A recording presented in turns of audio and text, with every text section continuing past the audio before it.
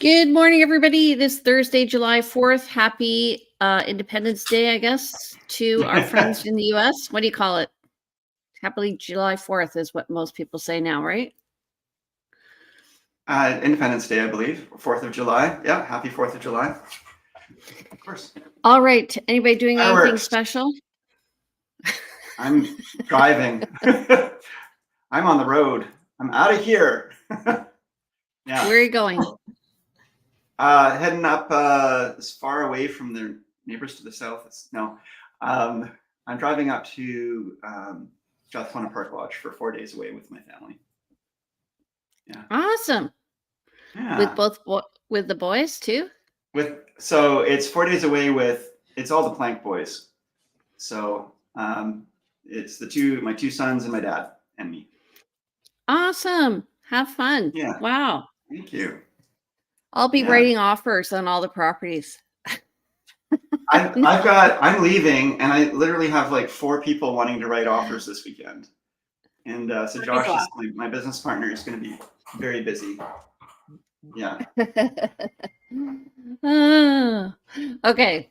Well, let's get started. We have our half-year update, so we're going to review what's been going on and then look towards where we're going to be going. This has been an interesting. I did a market analysis yesterday, and just discussing with people what's going on. You're creaky today, Andrew. It's my chair, I think. All right, you guys. If you like this show, please like it, subscribe to us, and comment. And if you have anybody who you may think be interested, please share it with them as well. Okay, Andrew, last 7 days. But last 7 days. So today is July 4th, and 262 properties went on the market in the last 7 days. 137 pending. 152 price decreases. Again, lots of people are decreasing their prices out there. 5 increases, 5 back on market. 343 transacted, 155 expired. Quite a lot more expired than last week. But again, that's because agents tend to, for whatever reason, put their expiry dates around like mid-month and beginning of the month. So compared to last week, we have less new listings. We had 328. We have less pendings. Last time we had 143. And actually less price decreases. Last time we had 163. So everything's a little bit down in terms of that activity, but the market itself, obviously, if I've got 4 people writing, I think people are starting to I think we're going to see some changes soon to the stats. So we went from 43% to 52% list to sale ratio over the week, which says to be partially because a lot less listings went on the market. So that's a good thing. One of the issues right now is we just have a lot more choice than we've had in the past. So there's if you have more choice, people take more time to think. Yeah, which is funny because all of the Leo was talking about this, the guy who does House Hunt Victoria website, and he does some stats for us. And a number of people always say, and all the people in investing say, when people are afraid to buy is the best time to buy. When there's all this selection, this is a good time. This is when people should be buying. But I don't know about you. I know about you. But whenever it is so much selection that you have great choice for people, they don't buy. When there's very limited choice and prices are going up, they're like, give me more. I want to buy. And it's like, oh, now is a great time. Now is a good time. Does it mean that tomorrow prices will be up? No, they could even be down, but you have the choice of the property that you like. You can actually go out and choose a property that you really like and that works for you and has the location you want in a price point that's reasonable, because it's going to definitely be more reasonable than in 3 to 5 years. I had a buyer who was thinking of rescinding on an offer. We were looking at properties and they wanted a very specific type of backyard. So when they said life circumstances were kind of getting in the way, So anyway, but what we did was an analysis of all the properties in the neighborhood that they were interested in, and we were able to determine that this was, in fact, a very unique property. So it was a missed opportunity. They ended up going forward. Yeah. If they good. ended, it would have been bad news. Anyway. Absolutely. Yeah. Good for everybody. All right. So over the past week, we had a summary as of the end of June on July 2nd. So there were 661 net unconditional sales for June of 2024. That's down from 705 in June of 2023. So over that last week, we had a number of sales complete, so 150 about. New listings were at 1,496 for June. That's more than we had in some months during COVID. And net new listings are at total active listing 3,460, and this is up over last year where we were at 2,342. So we're up about 30% in the number of listings. We're almost getting to what we had when we started in real estate in 2006. Oh, so funny. Interesting. All right. So let's, do you have any comments, Jen? I'm just interested to see if future rate drops really have an effect on this. But it will. They will. Yeah. But we're just waiting. Okay. Well, we're now good segue. So what's going on in your world? Any new product? Well, I'm definitely seeing a lot more inquiries about refinancing. People are coming out of the woodwork unhappy about their current financial situation. Just feeling the stress of higher interest rates and higher living expenses over the last year to 2 years. And so I'm looking at a lot of refinances. So I've been busy working on figures for a lot of people. How many are a lot of people going forward with that kind of thing? Is it making sense for them to do it? Most definitely. Yeah. Yeah. Okay. Yeah.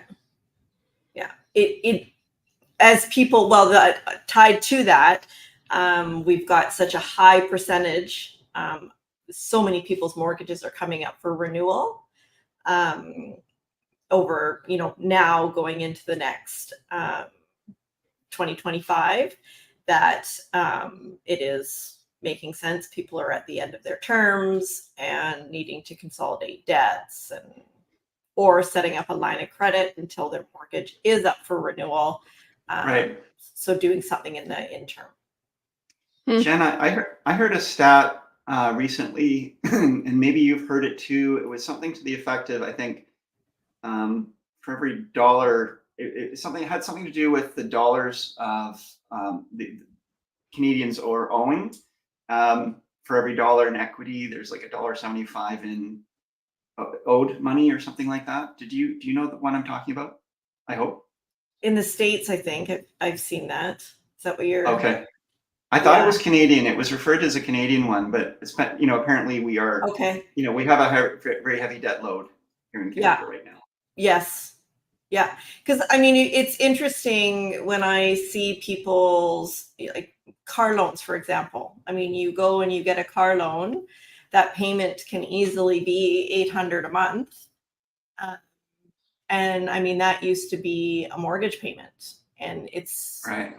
You don't have to provide income documents or anything to get that car loan. And the effect of that car loan in a year is then, people then get credit card debt, et cetera. So definitely seeing the effect, and it's been challenging and chatting with people, and I just make sure I let them know they're not alone. And I'm having this conversation with a lot of people that are really feeling the pinch right now.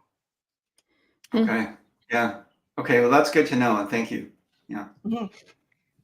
All right. So let's go and look at the total active listings. So over the past 2 years, about 2 years ago, we were just above 2,000. And I was interested in my head. I was thinking it'd be really cool to see a 20-year review of what the market's been doing in terms of numbers.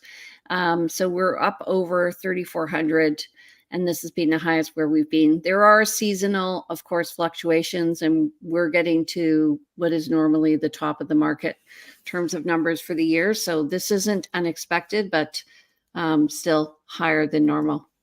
And Andrew, want to talk about this? Andrew, yeah. So what do we got here? I have to put on my glasses. Oh, good. Old man looking at the camera. So what we've got here is the total MLS listings versus sales for the district. So the line is the sales, listings as the bar graphs. And yeah, you know, we are, if you look at May 2024, you can see we reached kind of the peak for the year of 2024, at least the current peak for the year of 2024, the most listings on market for that month of all the months so far and so far past, and the most number of sales. And now we look like we're going down. And as you can see, if you look at the past years, this is a seasonal event. We tend to find that these things sort of ramp up for spring and then start to go down again. So it's not surprising to see that dip. And as we continue on into the future months, we're going to see that sort of probably follow the same trend as those past years. What's interesting is in the bar graphs here, you see we have a spring market and a fall market, and we kind of had a delay, I feel, this year in our spring market, in the number of activity that we had. So previously you used to have a really good chance of selling if you listed in January or February.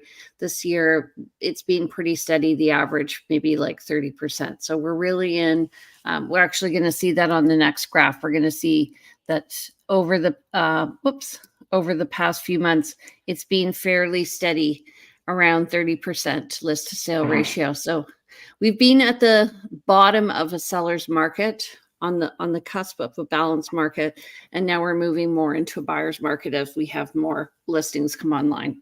Would you agree? I definitely feel that way. Yeah. Okay. The numbers never lie. That being said, it's very segmented for market, right?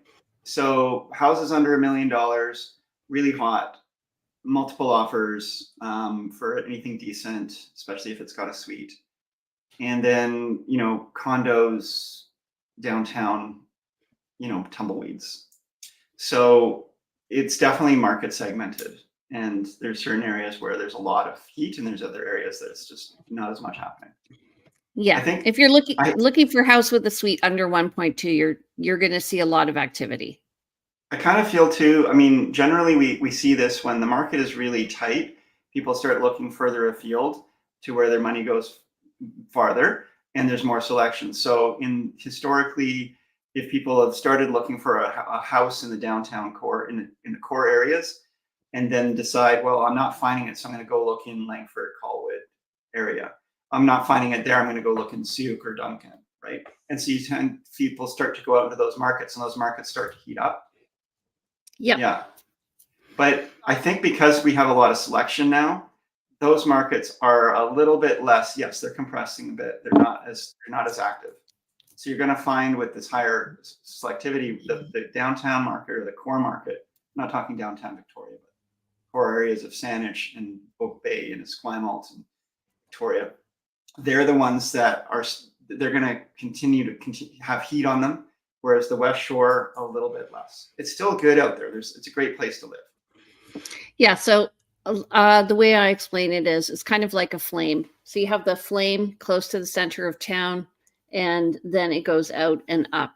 And right now, it's actually, because it's compressing from the top down as well, it's a good time to move up the market, because you're going to get the gap lessening as the prices come down. So they'll come down from the top down.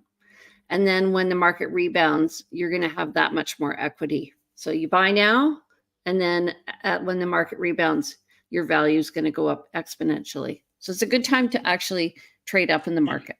You're talking about buying in the centers though, right? So this is where wherever. Well, again, I think that if there's more pressure, there's always more compression. Like talking about flame, but I think maybe like it's that pressure that causes it makes the diamond.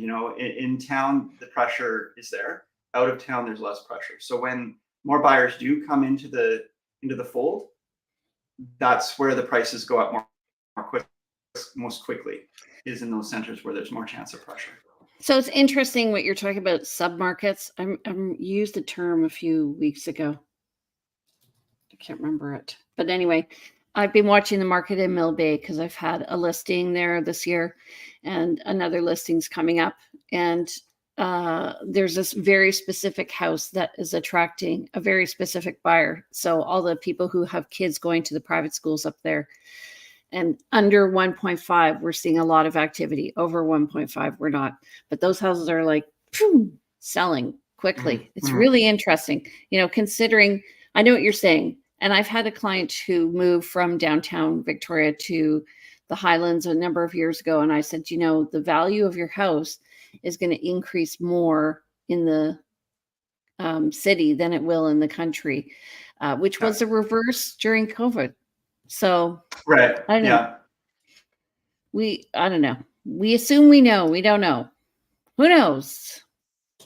Okay. Looking at the market over the past 2 years. 2 years ago, we were at 1.35. We peaked just above that about a year ago, and we're down now around 1.25. So the market, as I explained to somebody, it didn't pop. It went. It exhaled. Yeah, sometimes you can poke a balloon and it just goes boop, and sometimes you poke it and it just slowly leaks the air.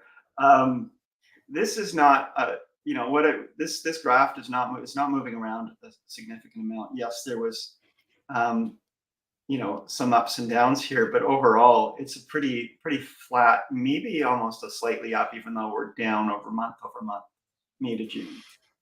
But it's been coming up since January overall. In the last 6 months, a little bit. Yeah. Maybe like a couple of percentage points. And I just anticipate with the interest rates being, expected, speaking of bursting, like poking bubbles, interest rates keep letting a little bit of, I don't know if it's air out, but it's bringing more it's going to be bringing more buyers in to the area so that's where I think that this number is going to continue to go up, but not significantly. Yeah, I think there's a lot of, would you agree, Jen, there's a lot of pessimism about interest rates Uncertainty. right now. Yeah. It's been a horrible 4 years. It was great when interest rates dropped 1.5% in 6 weeks.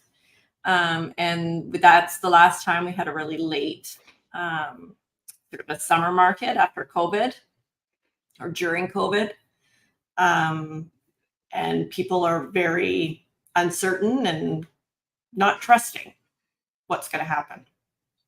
Right. Well, and that's totally reasonable given that, we keep getting messages that, okay, interest rates aren't going to go up more, and then they were going up, and they're not going to go up more, and then they were going up. We were hearing that, and now we're been expecting interest rates to be going down, and we're like, okay, they're going to go down by a certain amount by in the next year, and then we're hearing, okay, well maybe we need to rethink that, and might not be quite as much as we thought, and so this slow we thought maybe this would be a much quicker return, and not that we're returning because there's no normal here, but return to what we had recently. We're not. Well, one of the issues though is that when they calculate inflation going up or down, they calculate interest rates going up or down. Shelter costs. So and shelter costs are the biggest piece of inflation. Yeah. So it's a self-fulfilling prophecy. Yeah. It's a lose-lose situation, I feel like, right now. All right. Well, let's go on to condos. Condos are more exciting. Not. They're flat as well. I've been watching the condo market for a client downtown who we're thinking of when we're going to put it on the market. And it's, I think there were 25 comparables and 3 have sold. And their comment was, oh, there's some movement. There's not a lot of movement there. So the condo market has taken a bit of a dive because of the change in rules. There's been an influx of short-term rental condos coming on the market, competing with our regular, air quotes, condos.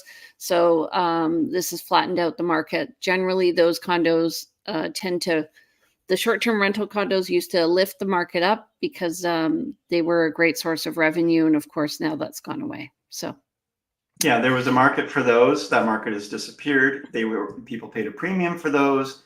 They are now actually probably, and people aren't ready to sell for this, but they're actually worth less than a standard condo in some ways. Like, for example, the stuff in Janyan, nobody wants to live in 100 and whatever square foot unit. So you're not buying that and paying a premium. So it's really going to shift. It's really shifting the market and the demand. Yeah, and just in terms of numbers, 2 years ago we were between 650 and 600, and now we're under 600 to about 575.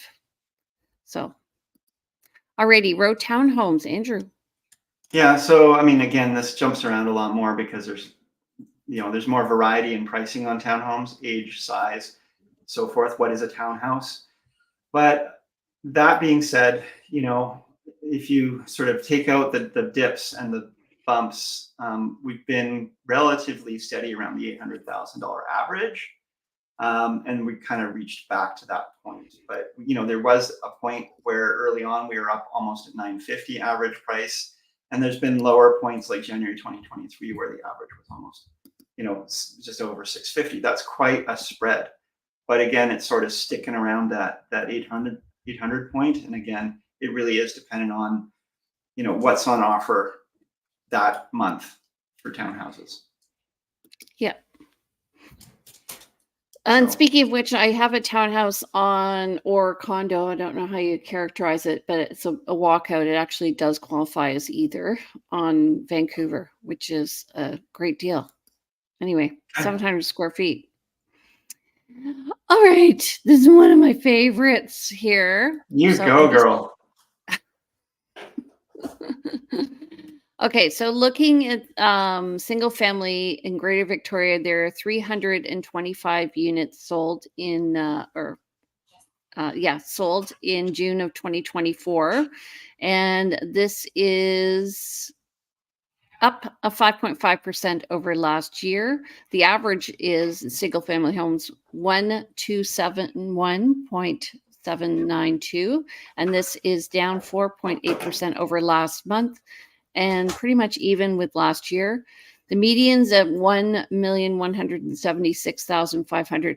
When I see a median less than the average, to me, it points that the market's going down. I don't know.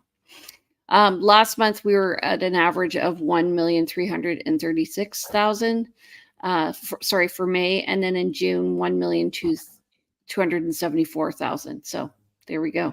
I'm right. Condos, 202 sold in June of 2024. I can't do this today. Average was 586,000. That's down 4.4% over last month and down 12.1% over last year. So exactly what we were saying, Andrew, that the market is deflated.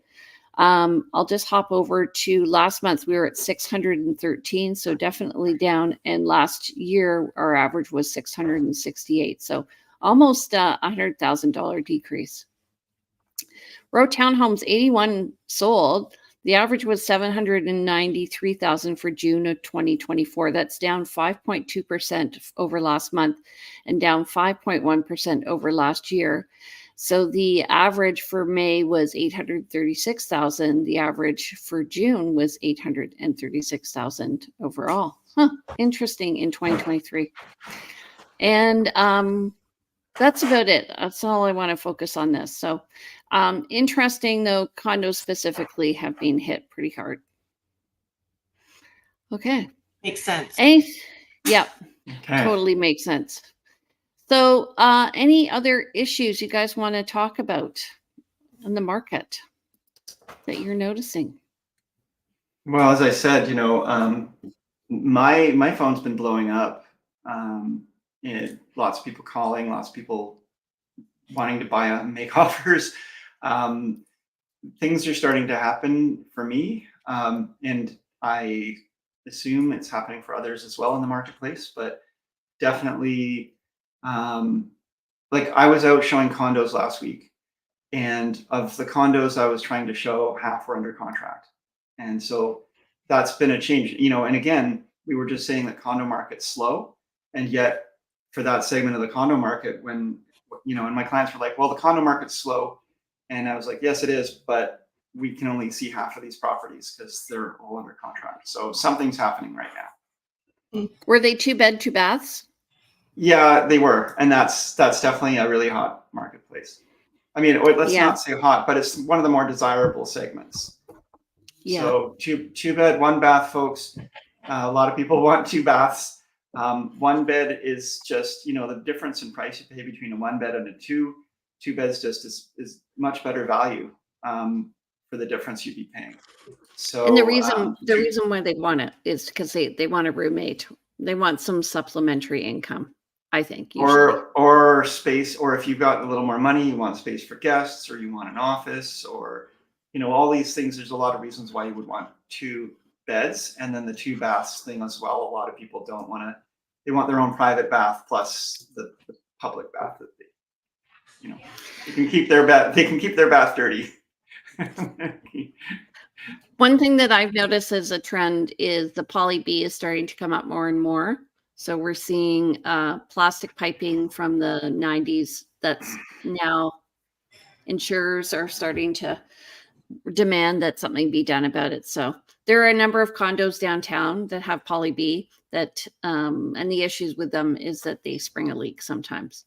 So what's interesting about that, and what I'm still not even clear about, because I've been hearing, I haven't personally had this experience where the insurer has had an issue with poly B recently, and I've certainly sold, and I'm thinking of a townhouse complex that every townhouse in there was built with poly B. That's insured, and the insurance is over the building. Strata has insurance. It's not individual owners that have insurance on that particular poly B. It's going to be, it's a strata insurance issue. So why aren't more strata starting to deal with this and look at it from a strata perspective? So I think they are, because what happens is the amount of money that you have to put down when you have to make a claim is higher, and it's becoming untenable for some people, and they're getting insurance on the insurance deductible. Yeah. So that's why. If you have $100,000 insurance deductible for in case you're poly B. What was that? Sorry, I have a tail. My cat. In case you're poly B. Okay. That's awesome. So if you're higher up in the building as well, and the poly B bursts, I'm not even going to look at Andrew. You were more likely to have a higher insurance deductible. Just so you know. Okay, I think we're done for now. Why don't you go and have a great holiday? Thank you. Okay. I will see you guys next week, and thanks everybody for watching. And I'm sorry my mind's been half here because I'm ready to get on the road. That's okay. Andrew, how do enjoy your holiday? You? Thank you, guys. Thank you. How do people reach you? Yeah, reach out next week. I'm at 250-360-6106, and info@andrewplank.com is the email, and the website andrewplank.com will get all kinds of good information and also have contact links as well. You can follow me on Instagram under PlankAndrew, and even check me out and friend me on Facebook if we've had interactions in the past. If I don't know you, I won't friend you though. Okay, Jen. I am at 250-217-4925. My email is jen@jenlo.ca, and website jenlo.ca.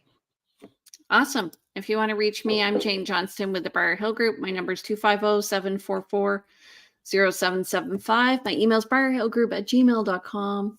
please visit me at briarhillgroup.com. We have a new team member, Sean Provencher. He'd love to meet you too. Our show is at victoriarealestateshow.com, and please follow me on Instagram at realtyteacher_remax Victoria, or our team at Briar Hill Group. All right, you guys, have a great week. We'll see you next week at 9:30. Take care, and may the winds carry your sailboats far. In the right direction, in the direction we want to go, hopefully. See you. I will take that in the most positive way. Thank you. Okay, have fun. Bye. Take Bye. care. Bye, everybody. Bye.